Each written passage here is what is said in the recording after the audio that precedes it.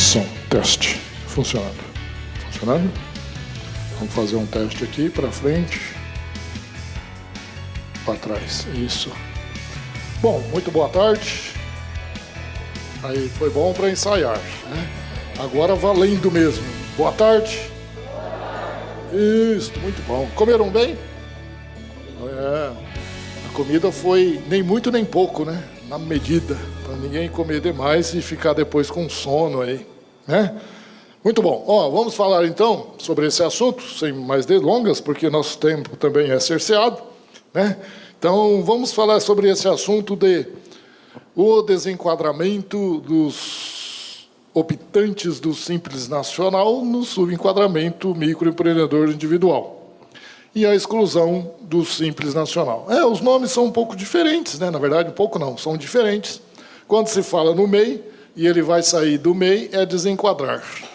Quando ele está como optante do Simples Nacional e ele vai sair, aí é exclusão, né? Então, é desenquadramento para o MEI e exclusão para o optante do Simples Nacional.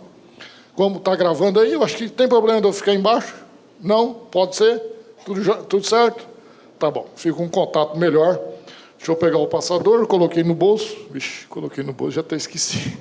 Vamos lá. Qualquer momento, não, como que o Zé falou, Zé? A gente faz até 20 minutos, 25 minutos, depois faz as perguntas, tá? Então, se tiver dúvida aí, você vai guardando. Se quiser, escreva num papel aí e vai segurando, aí a gente vai abrir depois para as perguntas. Legal? Olha, vamos falar dos regimes tributários que nós temos hoje no nosso país. Nós temos 3 regimes tributários. Tem muita gente que fala que tem 4, né? Mas eu sintetizo em 3, aqui de acordo com o meu pensamento, né? Digamos. Por quê? Quais são esses regimes, então? Olha, nós temos o regime do lucro real, que é aqueles que faturam, teoricamente, mais, né? Que vai pagar o tributo com base no seu lucro, né? Receitas menos despesas operacionais, né? Igual lucro, e aí seus tributos são calculados com base nesse lucro. É até parecido como é a tributação nos Estados Unidos, né? Nos Estados Unidos, a tributação lá é somente pelo lucro. Esse é o lucro real aqui no Brasil. Depois nós temos o outro regime tributário, que é chamado de lucro presumido. O lucro presumido, ele, obviamente, não é optante Simples Nacional, né? Mas ele é um pouco diferente do lucro real, porque o lucro presumido ele vai pagar os seus tributos com base no seu faturamento. Existe o outro tipo que muita gente trata de outro regime tributário, que é aquele arbitrado, né? Mas esse arbitrado eu sempre conceituo ele junto com o lucro presumido, né? Bem parecido, é a mesma coisa, digamos assim, né? Então, tem esses regimes tributários, e o terceiro deles é o optante do Simples Nacional. Dentro do optante do Simples Nacional, tem um outro sub-regime, digamos assim, que é a lei do Estatuto, né, melhor dizendo, Estatuto da ME e da EPP, que é a lei, que todo mundo chama lei do optante do Simples Nacional, que é a Lei Complementar Federal de número 123, de 2006. Falando rapidamente dessa questão, só foi possível juntar os tributos de competência de outros entes públicos. Nós sabemos que tem 6 tributos que é da União, um tributo que é de competência do Estado e um tributo que é de competência do município. O de competência do município é o ISS, o de competência do Estado é o ICMS, e outros 6 tributos de competência da União, juntou num só. Mas por que antes não era assim? Antes nós tínhamos o Simples Federal, que todo mundo era obrigado a estar nele quando abria a empresa. O Simples Federal era só os tributos de competência da União. Cada ente público poderia criar o seu Simples, e aí poderia ter 27 Simpleses estaduais e mais 5.570 tipos de Simpleses municipais, que 5.570 municípios é a quantidade da Federação Brasileira, né? Então, era por causa da questão da Constituição. Aí veio a Emenda Constitucional 42, e por causa dela, foi possível, então, formar o Simples Nacional. E aí terminou a vigência do Simples Federal no dia 30 de junho de 2007. e vindo a vigorar, então, o Simples Nacional, através da Lei Complementar Federal de número 123, a lei é de 2006, mas entrou em vigor a partir do dia 1º de julho de 2007, né? Começou a vigorar aí o Simples Nacional. Legal. Aí, então, nós temos, digamos assim, 2 tipos de enquadramento, né? Por quê? Nós temos o MEI, que é aquele de incentivo maior, pelo Estatuto da ME e da EPP, que é a LCF 123, e nós temos o optante do Simples Nacional, que tem incentivo também, mas, obviamente, o incentivo é menor do que o MEI. O MEI é um incentivo, digamos assim, depende do ponto de vista, né? Mas o incentivo é muito grande, né? Por quê?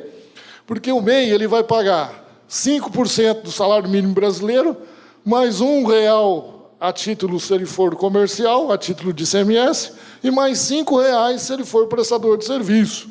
Só pode ser uma relação que está anexo lá à resolução do Comitê Gestor do Simples Nacional, 140, tem um anexo que traz a relação das atividades que pode ser MEI.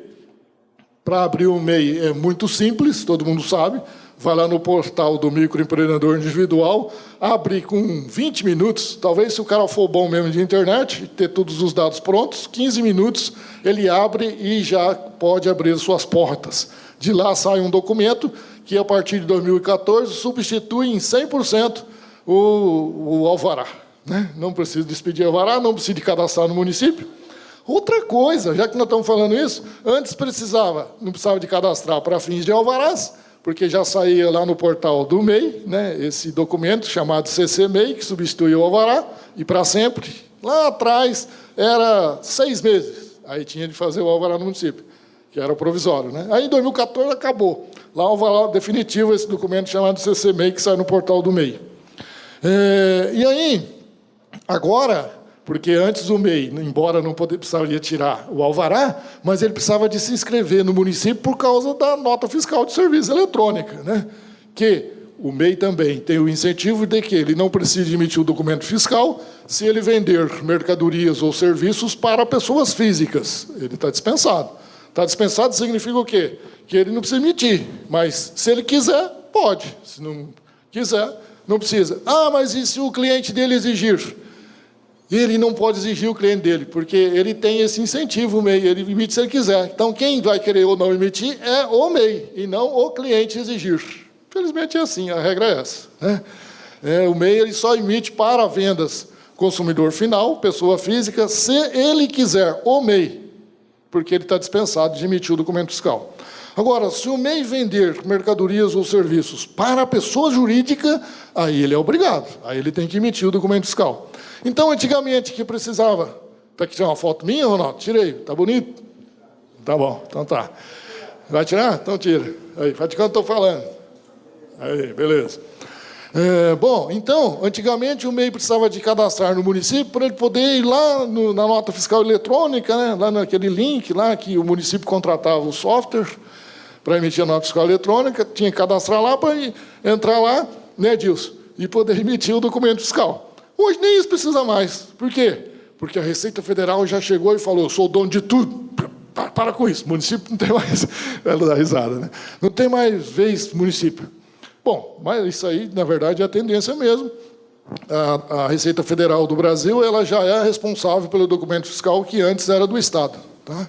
Então, só para consolar o pessoal do município, ela já é responsável pelo que era do Estado. O Estado era responsável pela emissão do documento fiscal da mercadoria, já não é mais. Quem é responsável é a Receita, já faz um tempinho. Então, e aí, município? Agora também, vamos passar por isso, né? Então, a partir do dia 1º de setembro desse ano, 2023, não pode mais o MEI emitir o documento fiscal no ambiente municipal. É obrigatório ele emitir o documento fiscal, quando ele vender para a pessoa jurídica, que é obrigado, lá no ambiente nacional. Obrigatório. Aí você chegou e falou, ó, MEI é obrigado, não tem jeito. Só não vai obrigar os outros tipos porque é a competência do município, né? Senão eu obrigaria. Já.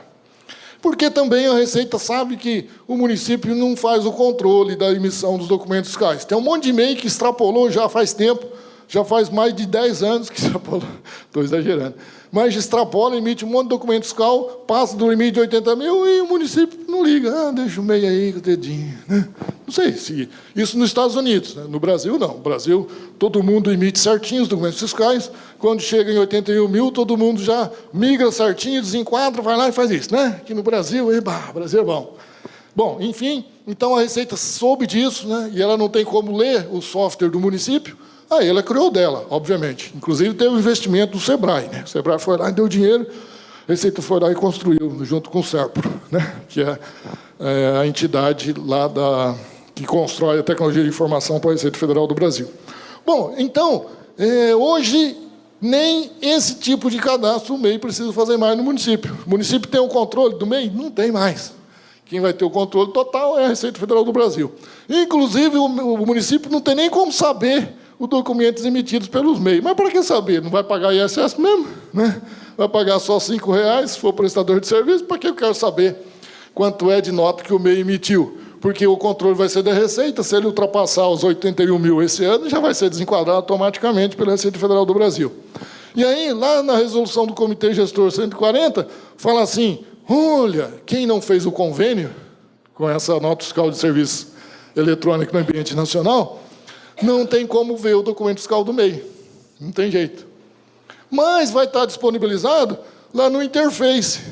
Quem que tem a Interface, o API? O município. Só se for lá contratar uma tecnologia da informação para criar um interface, que é o API, para poder ir lá e ler as notas fiscais do MEI. Mas por que eu quero ler a nota fiscal do MEI? Ele não vai me dar arrecadação nenhuma, vai me dar só os R$5, o controle de extrapolar o faturamento já está da Receita, já vai ser automático. O município não precisa, em suma, desse controle. Bom, mas vamos lá. Precisa de fazer um controle em relação à questão dos desenquadramentos, né? Só sempre lembrando que os desenquadramentos é possível o município fazer. Lá na área restrita, no portal do Simples Nacional. Você ir lá no portal do Simples Nacional, você vê tudo que tem lá aberto, né, para todo mundo. Depois tem fechado, que é para os contribuintes. E depois tem fechado, que é para os entes federados, né? Então, os acessos ali, o primeiro acesso é feito com o CPF do prefeito, depois homologa um fiscal lá, ou enfim, um usuário mestre, que vai ficar na responsabilidade de homologar os outros, e aí não precisa mais do CPF do prefeito. Não sei se é aqui assim com vocês. Lá no Japão, todo mundo tem ciúmes do CPF do prefeito. Então, tem um cara que segura e não dá de jeito nenhum. Primeiro, você precisa fazer um relatório de 10 páginas que você vai fazer com o CPF do prefeito para depois te emprestar. Aqui no Brasil, eu acho que não é assim, não, né? Aqui na nossa região, todo mundo empresta numa boa, não precisa nem saber o que foi fazer com ele. Não é verdade? Bom, mas então isso acontece. Acho que acontece em bastante lugar desse jeito, né?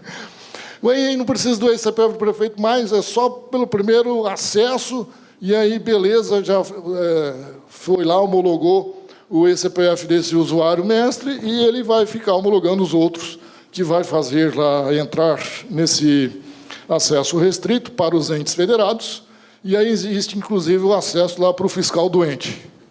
Não é fiscal doente de doença, é fiscal do ente público, tá bom? E aí ele vai ter lá as suas partes homologadas. Bom, vamos... O que foi, Hamilton? Doente, fiscal doente. Eu acho que... eu posso passar aqui rápido, então deixa eu ver aqui, se dá onde eu estiver, dá para passar. Dá para passar. A Lei Complementar Federal, é importante dizer, estou falando um pouco rápido, claro, devido ao tempo também, né? Mas é que eu falo um pouco rápido também, eu já fui narrador esportivo, transmitia jogo na rádio, então por isso que eu já sou acostumado a falar rápido. Bom, então, a regra para o optante do Simples Nacional é a Lei Complementar Federal 123. Todos que são optantes do Simples Nacional, e aí também, obviamente, quando eu falo optante do Simples Nacional, eu estou falando do MEI, porque o MEI é uma subopção do Simples Nacional, né? Está no Estatuto do MEI e da IPP. Então, o Código Tributário Municipal, quando o contribuinte ele enquadra na sua opção do Simples Nacional, mesmo que ele seja MEI, vai para o banco de reservas. Digamos assim, se fosse um jogo de futebol, né? Ele vai para o banco de reservas. Quem? O Código Tributário Municipal. Todo optante do Simples Nacional não vai imediatamente se utilizar da regra o Código Tributário Municipal. Ele vai para o banco de reservas E a regra para o optante do Simples Nacional, inclusive o MEI, é a Lei Complementar Federal 123. Ela é a regra para o optante do Simples Nacional e para o MEI. Legal? Então, tudo que precisa de ter em relação à legislação para os optantes do Simples Nacional e o MEI está aqui na Lei Complementar Federal 123. A lei foi trazido um regulamento. Olha que legal, né? Para que serve o regulamento? Regulamento, ele é um dispositivo, digamos assim, né, que faz parte do arcabouço jurídico, mas ele é do Poder Executivo e ele faz isso com base em uma lei. Não pode haver regulamento sem lei, né? Regulamento não pode ter vida própria, ele só tem vida por causa da lei. E o regulamento serve para explicar melhor para a sociedade, para os usuários da lei, como é que funciona direito a lei. É para isso que serve o regulamento, e aí quem faz isso é o Executivo, que pode ser através de instrução normativa, portaria, resolução e decreto. Né? São os atos administrativos. Bom, aí a Receita Federal pegou e soltou o regulamento, que é a resolução do Comitê Gestor do Simples Nacional. Na verdade, é o Comitê Gestor, né, do Simples Nacional.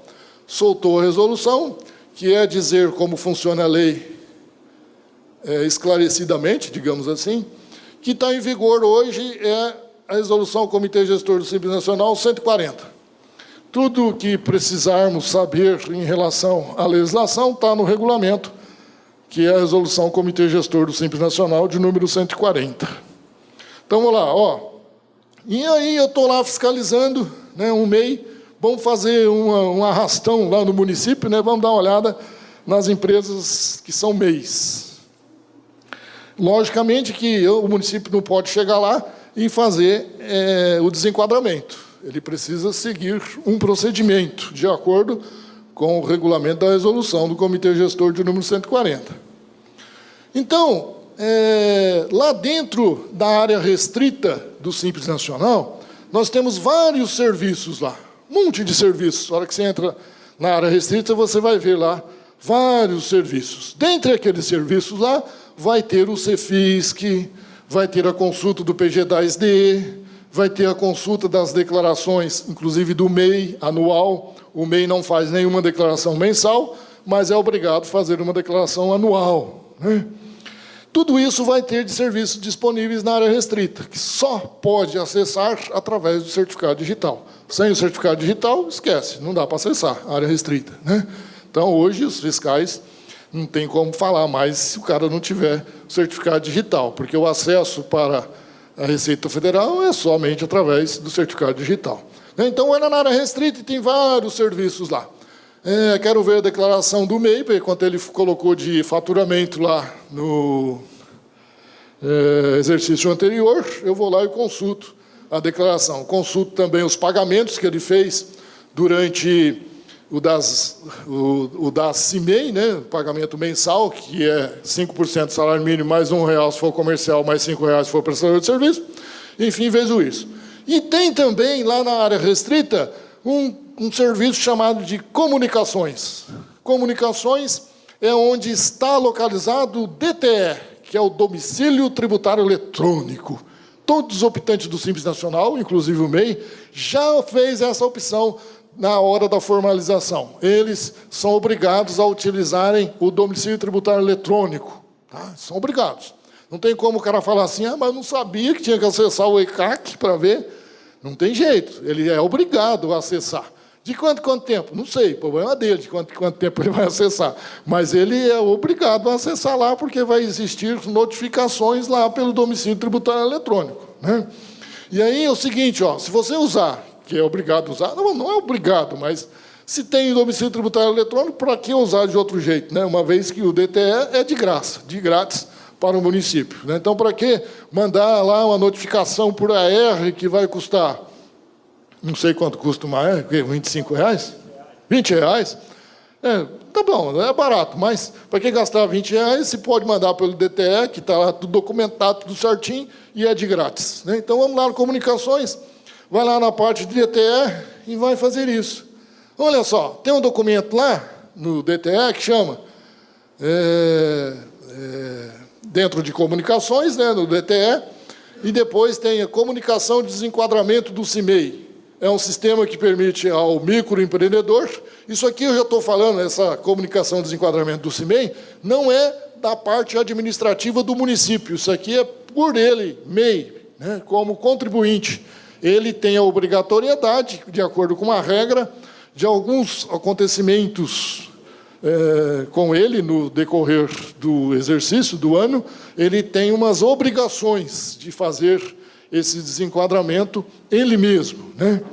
Então, ele entra lá, faz isso. Uma questão interessante é, se ele ultrapassar o limite em até 20%, ele é obrigado a fazer essa comunicação. De 81 para 97, que é a diferença de 20% de 81, ele paga só pela diferença, né, um cálculo aqui em relação a essa diferença, 16 mil, e ele perde, ou seja, ele é desenquadrado a partir do exercício seguinte. Se ele ultrapassar o limite em mais de 20%, ou seja, se o faturamento dele dentro do exercício for acima de 97.200, ele tem até o último dia do mês subsequente, na onde ultrapassou, para poder fazer o desenquadramento. A data do efeito do desenquadramento é retroativo a 1º de janeiro do ano calendário da ocorrência do excesso, se ele ultrapassar 20%. Ou então, se for dentro do exercício que ele fez a abertura do CNPJ, é desde a data da abertura. Se ele abriu o MEI em anos anteriores, ele vai perder o desenquadramento, se ele faturar acima de 20%, no dia 1º de janeiro daquele exercício. Então, tem data retroativa. E aí ele tem que entregar os PGDAs desses meses aí. Enfim, tá bom? Deixa eu dar uma acelerada aqui, então. Olha, desenquadramento do CIMEI versus exclusão do Simples Nacional, desenquadramento de ofício. Isso aqui é pelos municípios, né? Pela fiscalização. Muitos me perguntam assim, mas é só o fiscal que pode desenquadrar o MEI?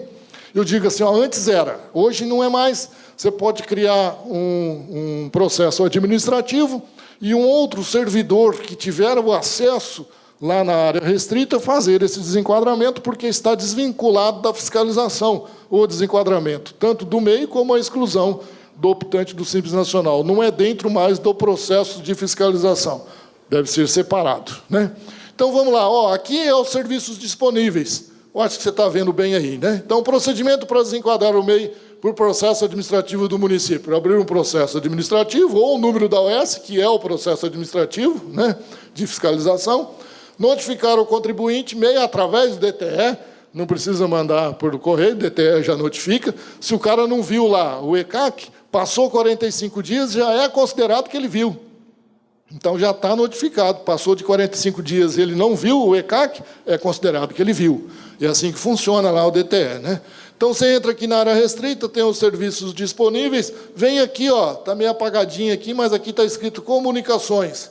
Aí vai abrir o DTE, aqui está aberto o DTE, aí você vem aqui em mensagens individual e começa a mandar a mensagem. E aí, ó, hora que você coloca aqui o cadastramento, tem a numeração, você vai ver lá, desenquadramento do MEI, não lembro agora o código, mas acho que é 15, se não me engano.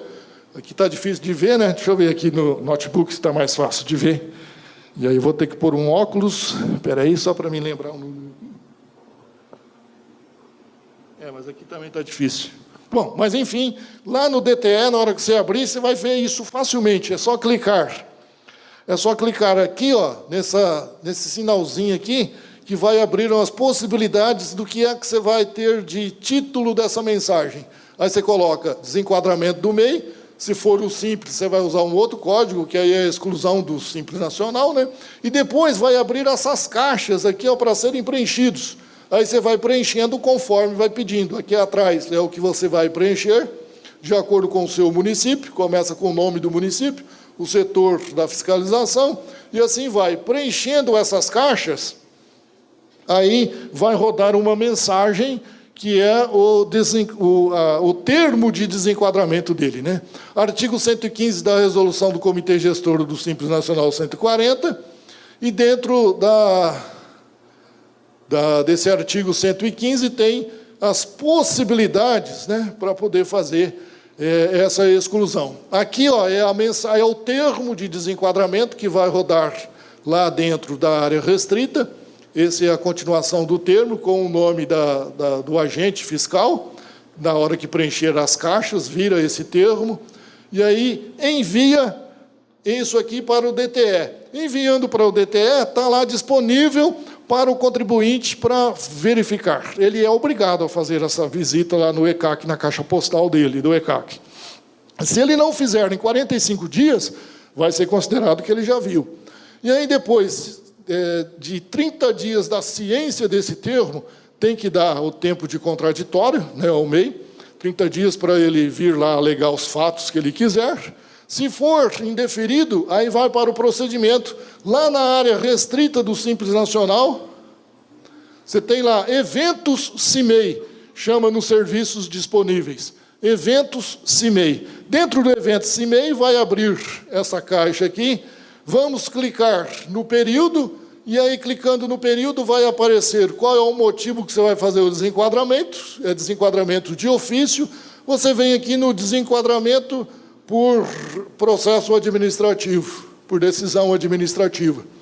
E aí faz a exclusão, porque depois tem a próxima tela, antes de excluir, propriamente dito, né, que vai pedir a data do fato motivador, a data do efeito que ele vai estar desenquadrado, e aí o número do processo administrativo, que seria o número da ordem de serviço, serve para isto, ou se não tiver ordem de serviço no seu município, abre um processo administrativo de fiscalização, né, que não seja aquele mesmo do protocolo geral, porque senão aí vai ficar disponível para todo mundo consultar, né, tem que ser um processo administrativo de acesso restrito. E aí que diz o motivo que ele foi desenquadrado. Pode ser vários motivos, principalmente está no artigo 115 da resolução do Comitê Gestor 140, dentro daquilo lá, que inclusive pode ser débitos. Se ele tem um monte de meses que não pagou aqueles R$5, que não veio o repasse do cincão, ele não pagou o DAS, significa. E aí, esse repasse do cincão pode ser o motivador para fazer o desenquadramento do MEI. Legal? Muito bem. Aqui agora eu só quero mostrar um pouquinho diferente, que é a exclusão do optante do Simples Nacional. Vai estar lá eventos SN, eventos Simples Nacional. Vai fazer a clicagem lá da mesma forma, procurar fazer não por lote, mas individual. Processo administrativo não é por lote, é individual.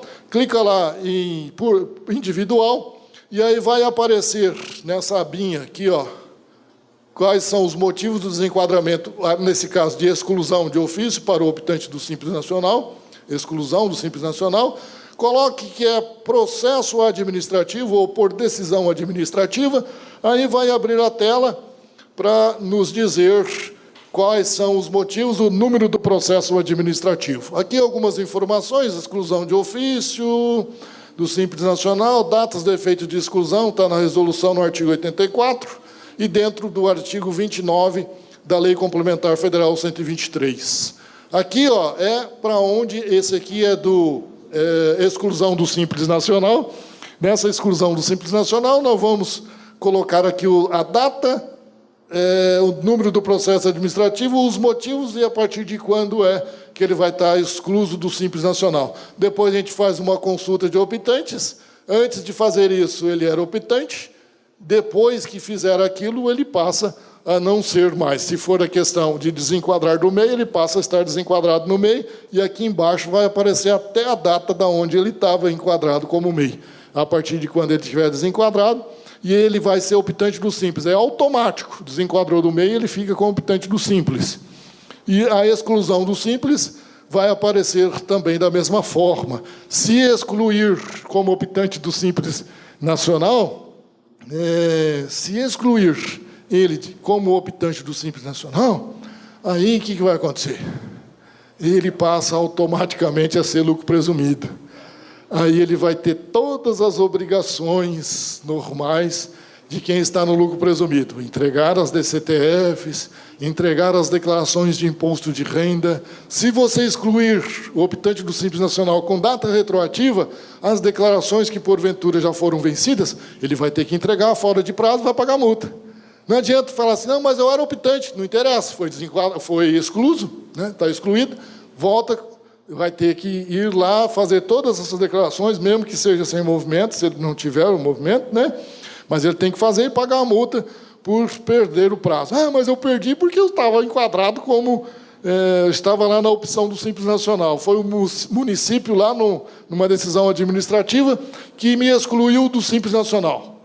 A Receita vai dizer assim, não quero nem saber, você vai pagar a multa. Porque aí não tem jeito mesmo, ele vai pagar a multa, porque mesmo que foi lá na frente, desenquadrado, excluso, né, de opção do Simples Nacional, com data retroativa, esse tempo, se passou algumas declarações sem entregar, ele vai ter que entregar essas declarações, inclusive recolher os tributos. Eu só chamo a atenção por uma coisa. Pode ser que se você excluir o cara do Simples, deixa aqui comigo mesmo, é ruim para o município. Por quê? Olha, por causa de alíquota. Quando o cara é optante do Simples Nacional, eu já falei que o Código Tributário Municipal vai para o Banco de Reservas. Lembra lá no Código Tributário Municipal, a lista de serviços que você tem que pegar a da Lei Complementar Federal 116? Já que nós estamos falando da Lei Complementar 116, ela não é regra de contribuinte. Muito contribuinte nas impugnações coloca, porque no artigo tal da Lei Complementar Federal 116 diz o seguinte, ela nem é regra para contribuinte, ela é o quê? Ela é uma regra geral para os municípios se adequar. A regra do contribuinte é a Lei Complementar Municipal, que recepcionou a 116 com as particularidades do município, né? Então, essa é a regra do contribuinte. A Lei Complementar Federal 116 não é regra de contribuinte, né? E então, lá tem a lista de serviços. No Código Tributário Municipal, pode, naqueles 40 itens e cerca de 170 atividades dos subitens dentro da lista de serviços, o município pode pôr qualquer alíquota que ele quiser, vírgula, cerceado, né? No mínimo 2, no máximo 5. Então, pode pôr 2, 3, 4 ou 5. Uma dessas 4 alíquotas no Código Tributário, na lista de serviços, o município pode pôr uma dessas 4 alíquotas que ele quiser. Então, vamos supor que uma certa atividade, o município coloca lá 3% para essa atividade. Ele está no faturamento dele lá, acima de 1,5 milhão na soma dos 12 meses. Nós sabemos que a alíquota no optante do Simples Nacional é pelo faturamento dos últimos 12 meses, né? Que vai determinar a alíquota. Se a soma desses 12 meses tiver... Se a soma desses últimos 12 meses estiver acima de 1,5 milhão, a alíquota dele para fins do ISS já está 5%. Já está a alíquota máxima. Aí você vai lá e exclui ele do Simples Nacional, ele agora é lucro presumido, tudo bem? Só que agora a regra dele não é mais o Estatuto da ME e da IPP, a Lei Complementar Federal 123. A regra dele é qual agora? O Código Tributário Municipal. E olhando lá o Código Tributário Municipal, está falando, a atividade dele, a alíquota é 3. Olha, o faturamento do município caiu. Era 5, que recolhia, era repassado pelo Tesouro Nacional, não importa. O Tesouro Nacional no dia seguinte, tá? É recolhimento D+1, digamos. Sempre assim. O contribuinte recolheu, no dia seguinte, o Tesouro Nacional repassa para a conta corrente do município, lá do Banco do Brasil, né? Então, é isso. Não tem nada que bloqueie esse repasse. Mesmo que o Banco do Brasil for assaltado, mesmo que o Tesouro Nacional não tiver dinheiro, vai ter que dar um jeito, né? E aí vai ter que fazer esse repasse no dia seguinte, né? Assim também que é a arrecadação nos agentes arrecadadores, nos bancos, né? Tudo D+1. Não adianta o prefeito querer ser amigo do banco e falar, não, eu te dou D+3. Não pode, né? Isso é inconstitucional, é só D+1 e acabou. Não pode ter esse acerto. Bom, enfim... O Tesouro Nacional repassa no dia seguinte. Então, o município diminuiu sua arrecadação. Então, a fiscalização tem que ficar esperto, que, às vezes, não é negócio excluir ele do Simples Nacional. É melhor deixar ele lá dentro. Por quê? Porque, nesse caso, ele estaria recolhendo 5%. Se ele for excluído, o que ele vai recolher? Se for o caso, né, estou dando um exemplo hipotético, óbvio, né, aí você pode, ele vai ser utilizado... A regra dele vai ser o Código Tributário Municipal, e aí, eventualmente, a regra dele pode abaixar para... A alíquota, né, dele pode abaixar para 3%. E aí você perdeu o município em arrecadar 2%. Legal? Acho que estamos chegando aí a... Falta 15? Opa, então dá para ainda dar uma esticadinha aí. Então, essa questão de fazer o desenquadramento do MEI. O desenquadramento do MEI, como a gente explicou. Eu até dei uma acelerada aqui, que eu estava com medo do tempo, mas ficou legal. O desenquadramento do MEI é um procedimento que não é difícil fazer, é muito fácil, porque é autoexplicativo. Ah, mas eu preciso de bolar um termo com o timbre do município para poder mandar para o MEI, ou então também, se for para excluir o optante do Simples Nacional, fazer esse termo e mandar para ele. A legislação obriga que ele seja notificado. Tá? Você não pode desenquadrar MEI sem antes avisar que você vai fazer esse procedimento, porque tem que dar o direito ao contraditório. Não precisa ser com formulário no timbre do município, pode ser usado DTE para isso. Por isso que tem lá, na hora de você utilizar o DTE, tem aqui, ó, no tipo de mensagens, tem o aviso, ou termo de desenquadramento do MEI. E depois, na questão do Simples Nacional, tem o termo de exclusão do Simples Nacional. Então, pode fazer isso através do DTE de comunicações, que é o serviço disponível, lá na área restrita para os entes federados. Olha que legal, né? Da mesma forma que é desenquadrar o MEI, é também fazer a exclusão do optante do Simples Nacional. Legal? Vamos abrir, então, aí, Sérgio, a gente vai utilizando esse tempo para falar mais algo, tá bom? Gostaria de agradecer ao Josué pelo detalhamento aí do procedimento de exclusão do MEI, né? E agora abrir para quem tiver alguma dúvida, alguma pergunta, fique à vontade. Eu acho que eu levo o microfone até quem quiser fazer perguntas. E estamos à disposição aqui. O Josué está à disposição para sanar as dúvidas.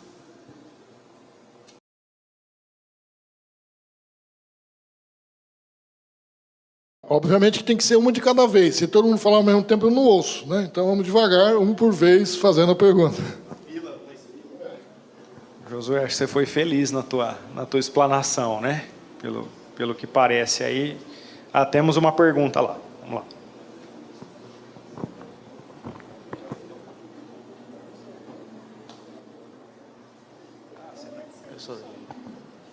Boa tarde. Oi, José, tudo bem? Beleza.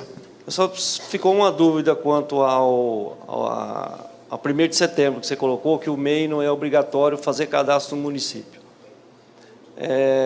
A dúvida é o seguinte: o entra e sai desses contribuintes, você sabe que ele pode sair no meio do ano, e nós estamos convivendo com isso. Vamos imaginar, hoje um cenário começou em setembro. O ano que vem, chega no ano que vem, a Receita está desenquadrando vários MEIs já também. Ele não tem cadastro no município, ele passa a ser Simples Nacional. Simples Nacional está na regra do Simples, ele tem que emitir nota no município, consequentemente tem que ter inscrição municipal. O que fazer nesse daí?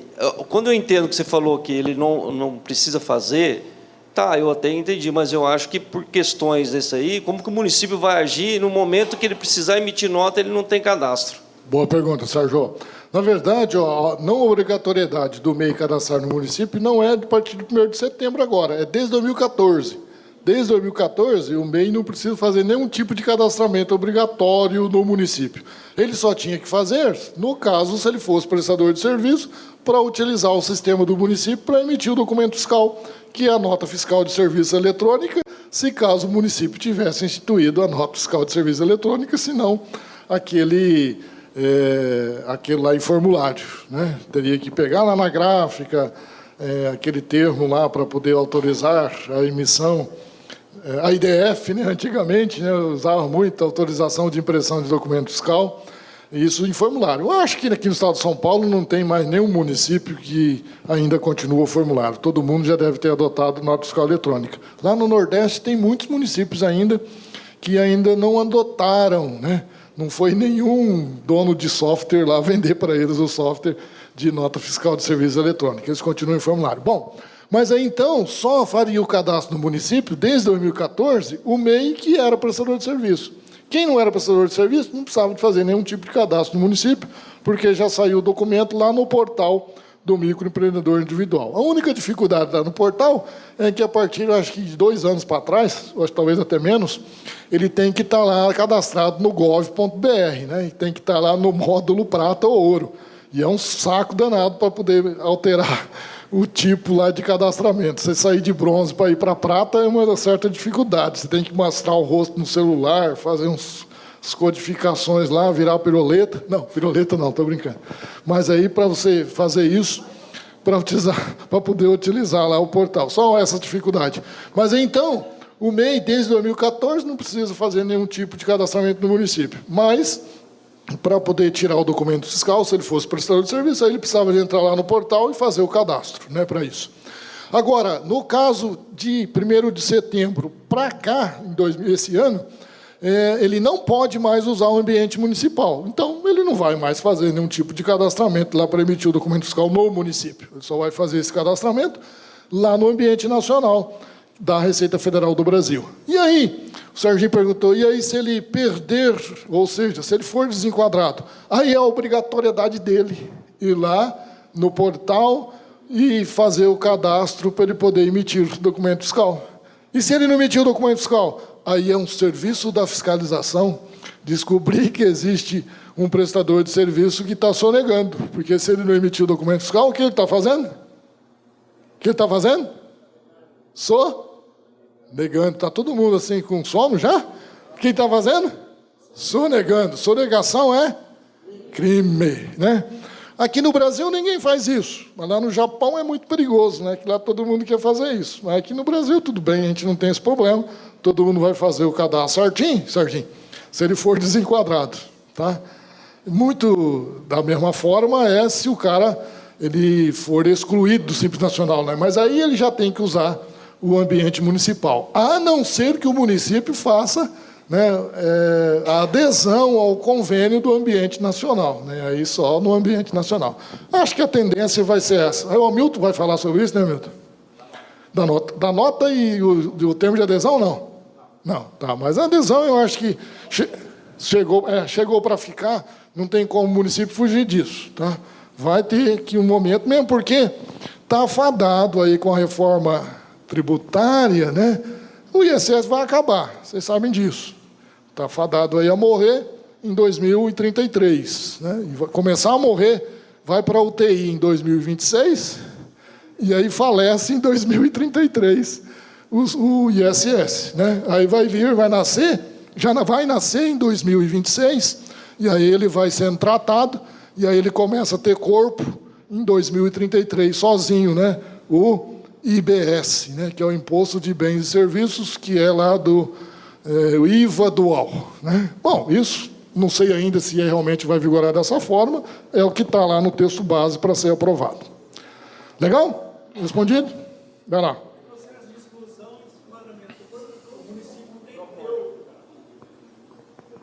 Vai lá, meu amigo. Boa tarde, José. Boa tarde. Adriano. Pequenos municípios, né, lá no consórcio, têm essa dificuldade de não ter a legislação do processo administrativo fiscal regulamentado no município. Sem ter o regulamento do processo administrativo fiscal, pode fazer o desenquadramento ou a exclusão, mesmo não tendo a lei que regulamenta prazos e procedimentos no município? Adriano, o processo administrativo fiscal não precisa de regulamento. Não precisa de lei estipulando como é que vai ser. Bom, se tiver, é melhor, obviamente. Mas não precisa necessariamente. Você pode criar uma ordem de serviço. Como é que o fiscal sai para fiscalizar das empresas? Ele pega uma esporádica lá e fala, eu vou fiscalizar essa porque eu estou com raiva do cara, dono dela, e vai fiscalizar? Bom, não estou assim, sendo... mas já sendo um pouco também, né? Mas o certo é, para poder fiscalizar, você ter um impulsionamento. Esse impulsionamento é a ordem de serviço. Para você não ter o problema de ser acusado, você está querendo derrubar o cara, está querendo matar o cara, se o cara não votou no prefeito, ele está falando que você está querendo, sei lá, fazer alguma coisa contra ele, etc. Para isso, precisa de ter algum impulsionamento. Esse impulsionamento seria a ordem de serviço. Mas, no caso, se não tiver no município, ele cria... Pelo menos lá numa tabela Excel, lá vai lá e cria uns números sequenciais. e fala, o processo administrativo é o número fiscal, né? É o número tal. E aí vai criando esse número sequencial, sempre quando você for fazer outro procedimento, vai seguindo os números sequenciais. Você criou um processo administrativo. E aí, para fazer o desenquadramento, você precisa desse número, porque lá na área restrita vai pedir o número do processo administrativo. Tá? Então, tem que ter. Agora, uma regra de ato administrativo ou de lei não precisa necessariamente. Obviamente que, se tiver, é até melhor, mas não precisa necessariamente para isso, esse procedimento, porque já é uma atribuição do fisco municipal homologar, né, e criar o procedimento de fiscalização. Legal? Não entendi. Não necessariamente. Você vai usar a competência tributária que o município tem de homologar, né, de fiscalizar. E aí criar o processo administrativo municipal para fins de homologação da fiscalização referente ao ISS. Já aproveitando, muita gente fala assim para mim, mas o MEI, o cara tem 5 empregados lá, não é só um que é o que pode para o MEI? É verdade, a regra dele é só um. Só que a quantidade de funcionários não é de competência do município, né? Então, o município não pode desenquadrar por causa da quantidade de funcionários. Não façam isso, porque aí não é competência do município. O município pode fazer o quê? Fazer um ofício e denunciar ao Ministério do Trabalho. Isso pode, né? Assina lá o fiscal, ou o chefe do setor, ou o prefeito, né, nesse ofício, e acusa ao Ministério do Trabalho que está tendo mais funcionários do que o devido para o MEI. Né? E aí, quem vai desenquadrar é a Receita Federal do Brasil, por esse motivo. A menina ali, ó. Aqui. Não, acho que ela perguntou primeiro lá. As mulheres primeiro, né? Também. Boa tarde. Boa tarde. Mas o artigo 105 não diz que uma das regras é ter um funcionário? Sim, diz. Então, mas se ele não tiver mais, se tiver como comprovar que ele realmente está trabalhando... Se ele registrar dentro do E-Social mais um, ele já está... Não, mas sem, que ele vai estar sem registro. Sim, na declaração, você vai na declaração... se ele tiver sem registro, é até difícil comprovar, mas isso não é de competência do município. Isso é só o Ministério do Trabalho. Tá, mas uma das regras não seria essa? Seria essa, mas não de competência do município. O município não tem a competência de desenquadrar por causa disto. Essa competência aí é do Ministério do Trabalho, e aí a Receita Federal do Brasil que faz o desenquadramento por causa disto. Só que vai abrir um processo para ver se realmente ele tinha, né? Porque ele não vai registrar, e aí para provar vai ficar uma certa dificuldade aí. Mas aí, provando, é a Receita Federal do Brasil que desenquadra. Aí não é de competência do município. Certo. Tudo bem? Onde encontra essa competência? É por causa que É porque a competência de fiscalização de registro de trabalho é do Ministério do Trabalho. Já está na Constituição, né? É competência do Ministério do Trabalho a fiscalização em relação à questão do trabalho. O município, ele tem a competência para fiscalizar isso, mas relacionado a serviços, à prestação de serviço. Em relação a trabalho, aí é do Ministério do Trabalho. Isso quem divide essa competência, aí é a Constituição Federal, né? O Código Tributário Nacional. Tudo bem? Não foi bem assim, mas é assim, tá? Não adianta. Diga. Desculpa, ele pediu primeiro, verdade. Na verdade é o seguinte, quando começou o 1º de setembro, e essas notas que foram... Por exemplo, eu tenho um e-mail lá que está com 77 já mil reais de nota. Esse ano eu vou ter que controlar. Se ele estourar, eu vou ter que fazer essa exclusão. Exatamente, é isso mesmo. Só que se você aderir o termo de convênio com o Ambiente Nacional ou não? Você aderiu ou não? Está aderido? Aí você vai ver as notas, então, depois, lá no ambiente próprio para isso. Aí você vai somar as duas, porque lá não tem continuidade do município, tá? Foi até bom você tocar nesse assunto. Lá vai começar do zero para todo mundo, dentro do ambiente nacional. Número 1. Do zero, diga assim, mas é número 1, a primeira nota, né? Com as notas do ambiente já está com 75 mil. Do seu município. O município que já com o ambiente, somando os dois. Somando os dois, tá. Mas aí as notas estão só emitidas para a pessoa jurídica? Então, mas se ele fazer para a pessoa física, obviamente, teoricamente, por dedução, ele já extrapolou isso há muito tempo, né? Tá certo? Porque para a pessoa física ele não precisa de emitir documento fiscal. Diga. Boa tarde. Por exemplo, numa situação que o município comprou de uma empresa que era optante do Simples, ela emitiu a nota para o município, por exemplo, no dia 30, só que o município recebeu essa mercadoria lá no dia 2 do outro mês. Quando a gente vai fazer a liquidação, a gente liquida na data que, de fato, houve o recebimento, a verificação que essa mercadoria está em poder do município. Eu vou fazer a liquidação no dia 2. Quando eu consulto, eu vou ver que a empresa não está mais optante pelo Simples. Logo, eu teria que fazer a retenção do imposto de renda. Só que, quando a empresa emitiu a nota, ela era optante e eu não teria que reter. Qual que é o correto? Reter o imposto de renda ou não reter? Não é o nosso tema aqui, né? Mas eu aproveitando, né? Tá, mas aproveitando, que inclusive vai ser tema daqui a pouco lá na área contábil, né? Essa é a questão do imposto de renda. Eu, na verdade, não tem... Eu já procurei algumas legislações para verificar isso, mas eu indico o seguinte, vai pela emissão do documento fiscal.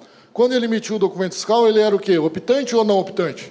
Ele era optante. Então, na hora que você for pagar, o tratamento dele é de optante. Logo, ele não tem retenção. Aí, quando ele emitir, no momento que ele não era mais optante, aí o tratamento era de não optante. Será, né? De não optante. Legal? Na emissão do documento fiscal. Tá bom? Mais alguma pergunta? Sim. Só paga dobrado depois. Por exemplo, eu verifiquei esse tempo atrás que tem alguns MEIs como inaptos. O que é inapto, né?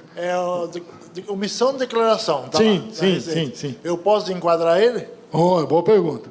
Como que é seu nome mesmo? Samir. Samir está perguntando aí, eu na fiscalização lá no município, né, vejo lá na Receita Federal o CNPJ do cara e ele está lá, inapto. Sabe o que significa inapto para a Receita Federal? Ele deixou de entregar declaração. Ele é obrigado a entregar uma declaração no ano. E ele vai deixar dessa obrigação acessória? Né? Brincadeira. Pode, só que aí você tem que fazer o procedimento. Tem que fazer o termo, né, de desenquadramento, mandar para ele, e ele tem o prazo lá que está estipulado no seu Código Tributário Municipal, estabelecido na hora de apresentar documentos, qual é o prazo. Se não tiver isso estabelecido no Código Tributário Municipal, você leva em consideração 30 dias, que é um tempo bem legal, né? Então, dá 30 dias para ele saber que ele vai ser desenquadrado, e aí ele vai ou acertar, se dentro dos 30 dias ele resolver a situação, não tem mais como desenquadrar. A mesma coisa quando você faz o termo de desenquadramento, se ele estiver devendo por débitos. Se ele pagou dentro dos 30 dias, resolveu a situação dele, não pode mais desenquadrar. Tá? O direito ao contraditório, e dentro desse prazo, ele pode acertar a sua vida. E aí você não pode mais desenquadrar. Então, se você notificar ele, você está faltando documento fiscal, isso é um motivo de desenquadramento, sim, que ele tem que cumprir as obrigações acessórias. Não só ele, como todos os outros contribuintes, né? E aí você pode fazer o termo, mandar para ele no 30 dias. Dentro desses 30 dias, ele resolveu o problema, ou seja, entregou as suas declarações devidas. Aí o CNPJ dele na Receita Federal já sai de inapto para ativo. Aí você não pode desenquadrar mais. Aí resolveu o problema. Né? Beleza? Mas é motivo de desenquadramento, sim, se ele não resolver nos 30 dias.